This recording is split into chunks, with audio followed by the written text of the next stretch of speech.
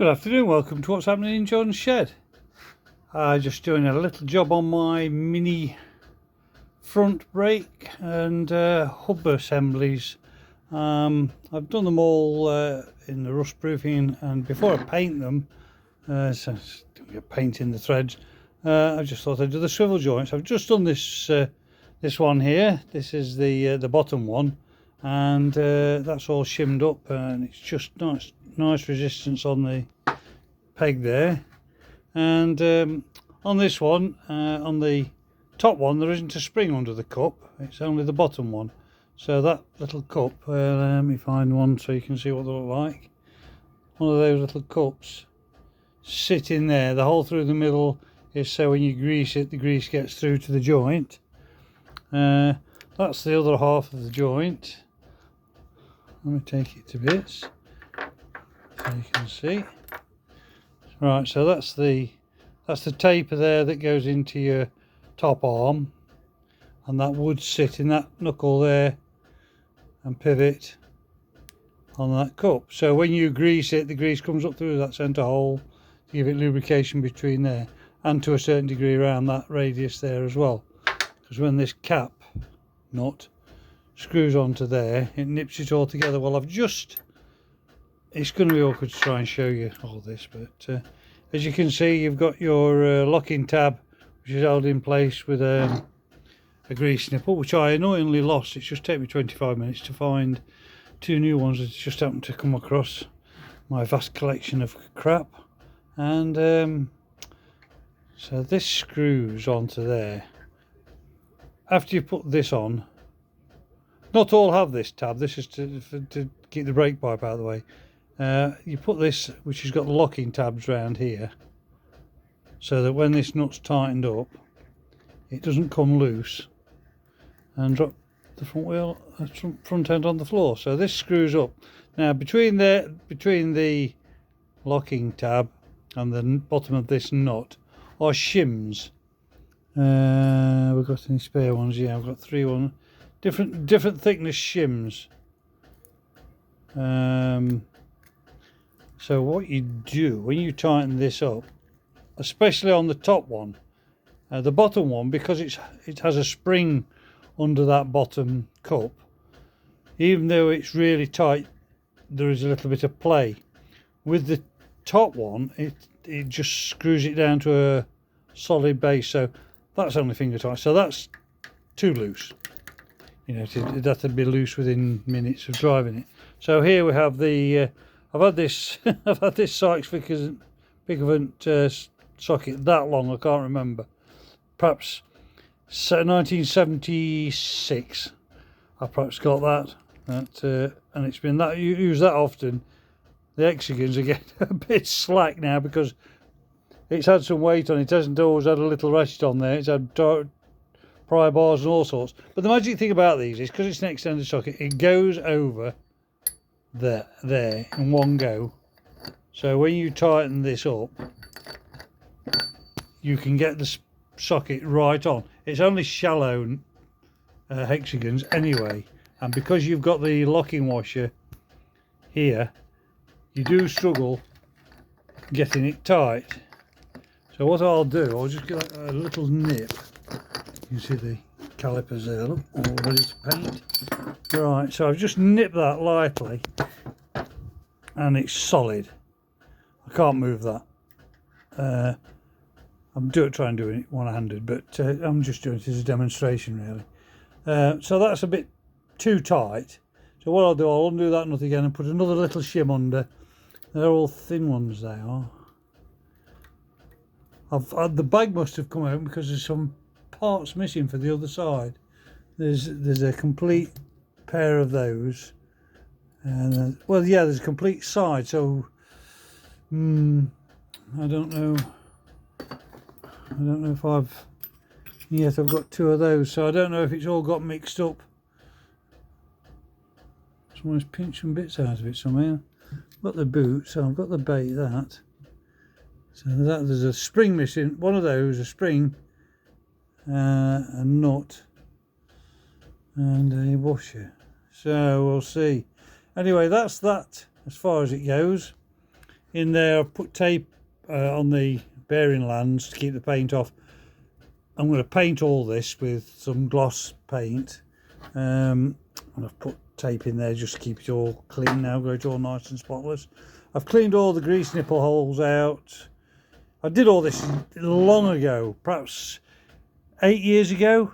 All this was shot blasted, pickled to kill the rust, and it's been in boxes ever since. That's the same with the calipers as well. They've all been done years and years and years ago, and I've only just, because I've retired and I can do it, and it's always been my aim to be my retirement project. They've all been in storage, which is great fun trying to find them, because I've moved house since then. But yeah, so these are the old nuts. I do have nuts if I can't find that missing one, but yeah, that's the one I was telling you about. That has a spring in the bottom of there, and that cup sits on top of the spring, and then the nuts obviously holds it all together. I'll put these nuts on just to keep the paint out of the threads for when I paint it. So just gives you an idea how it all works. They're a funny setup, because what you have to do, you have to put a bearing in first, and then you knock the hub through the bearing, obviously from that side. You put a bearing in here, then you knock the hub, which slides over this, which is the hub, and the disc is all in one piece. And it's difficult to explain. I'll show you when I build it all up. But they're taper bearings on these, so they go back to back. And then when you build it all up, your drive shaft comes through the middle. So when you torque the nut up on the end of your drive shaft, it sets the clearances in the bearings for you. And it's an old-fashioned way of doing it, really. It can be a bit troublesome, but I've never had one fail. I've never had a wheel fall off, so you know. The only thing that was wrong with this when I bought it, it didn't have any front end on it at all. It had all been stripped out, and these are the original discs that came with the car. So that's the disc, tiny little 7-inch discs. People have said, what the hell are you putting those on for? They were shit, Bill. It's going back to original. 998 Coopers had 7-inch discs in 1965, and that's what this is having. Anyway, what had happened on this drive flange, as you can see there, on this drive flange, the bearing had spun, or bearings, and somebody had made a right pig's ear of getting them off. So not only was that land there undersized, it was in the right state, because what they'd done, they'd welded it, built it up with weld. You can just see the remnants of it there. Undercut it quite badly, and whatever they'd used was that bloody hard, you couldn't touch it. It wouldn't machine or anything. So that was the first thing I found. I'm talking about 10 years ago when I discovered this. Somebody gave me these discs so I could build it all up as a Cooper should be. So I took this to an engineering friend of mine, and he used to do a lot of batch work on lathes, which is extremely boring.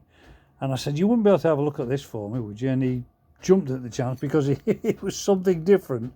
Anyway, I left it with him. There was no time constraints. I left it with him, and about a month later he rang me up and said, when you come in next, it's ready for you. And he said it was an absolute arse to do. He said, I don't know what they built that up with weld, but he says it was a horrendous to do. It's so hard. Anyway, he's done it and polished it, and I gave him one of the bearings to measure, so that's all perfect now. It's a absolutely spot on fit, and it's perfectly true. It's all trued up. So I'm quite happy with that. So that's the drive flange. The other side was okay. So I've got all that to build up when I've got these done. This is one side, and that's the other side. So yeah, that's it pretty well. As you perhaps know, when it's all built up. Oh, that's one gone forever. Yeah, they go over there to keep the crap out of here. And when these are all tightened up and you're happy with them, you just tap that flat onto that flat, and it just stops these undoing. I've heard of people losing the front because of these failing, but God, they've got to be so worn. In the day when I was a kid, we used to drive around, and you knew these were going long before they were dangerous, because over bumps they used to start knocking. You could feel them through the steering, you could hear it, because everything's so very driver everything feeds back to the driver in minis, isn't it? And you can feel any play in these, and you're in the wander like hell, especially if you have anything other than standard wheels and tyres on. So these were always a thing that we were always at. My minis pretty well nearly all had either single or twin leading shoe front brakes on them. I only had a one Cooper, a Cooper S, that had discs on. The brake drums on minis were always in bits because they were pretty crap really. You couldn't keep them adjusted for very long. I'm talking about spirited driving on the road. I'm not talking about going to car shows and driving Miss Daisy. I'm talking about driving a mini how they should be, but that should be driven. But yeah, so the discs, although they were renowned for not being particularly brilliant, they didn't fade as badly as the shoe brakes, and of course you haven't got to forever adjust them. That's the saving grace, I suppose. And also I'm fitting a small servo, which obviously doesn't increase the braking efficiency, it just makes your pedal a bit easier to push. And now I'm getting nearly getting up to 150 years old. I'm getting lazy in my old age, so I'm fitting a servo. The calipers, as I say, I've refurbed them. I bought some stainless steel pistons because these were all seized up when I got them. Got those, and I've got some stainless pistons. And I bought the seal kit years and years ago, and I've got them all out, and they're wrong. They're for the Cooper S, which are these pistons on these are 41 mil. On the Cooper S, they're 44 mil. And I've had them all these years and they're wrong, so I can't fit those. The pistons are right, but the seal kit's wrong. But they're easily got. I think Motorsport do them, so I'm going to get a pair of those. By the time they come, these will all be painted ready.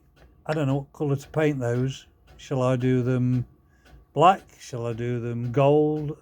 I've got some red heat resistant paint. Should I do them red, or is that going to look cheesy on a classic mini? I don't know. Decisions. Anyway, I'm going to finish doing these and go and have a scratch around in my box a bit, see where the missing parts are, and see if I can find the one I've just dropped of those. And that's it really. Please like and subscribe. It doesn't cost you a penny to subscribe, and you get heads up on any new videos I do, and it just helps me build the channel. And if it keeps building, I'll keep doing these videos. I quite enjoy doing them, and if I pass a bit of knowledge on to anybody, that's even better. So if you've got any questions, please ask me. If I can possibly answer. I've been playing about with these bloody old things, these minis, all my adult life. 16 I got my first mini. I got a mini pickup when I was 16, and then I had a mini Cooper S, and on and off through the years with all the family growing, etc. We've had minivans, Wolseley Hornets. I've had every variant of minis, Clubman Travellers, everything. I've had them all, and I fall out with them. I think the bloody things, I've had enough of them. Get rid of all my stuff, sell all the minis, and then about 5 years later, I think, oh, I don't really fancy another mini, and start all over again. And I'm now retired, and I'm 70 now, and I've got this one. I've had this one in storage, believe it or not. Got this off the side of the road, saved it from being scrapped 27 years ago, and it's been waiting for this time in my life when I retired to do it. I've kept it stored so it's not deteriorating. I've done little bits to it and slowly amassed all the parts. So now this is going to be my last restoration of a car, and I'm thoroughly enjoying it. All the bits I've picked up and all the knowledge I thought I'd got, I'm going to put into it. It's not going to be a show car. I'm going to drive it just like I used to when I was 17, so I'll probably put a new front end on it after the first fortnight, if old habits don't die hard. Anyway, I'm rambling now. Yep, that's it for tonight. So please like and subscribe, and I'll do another video when I've got these built up a bit more, and we'll have a chit chat. If you've got any questions, please ask me. See you soon. All the best. Bye bye.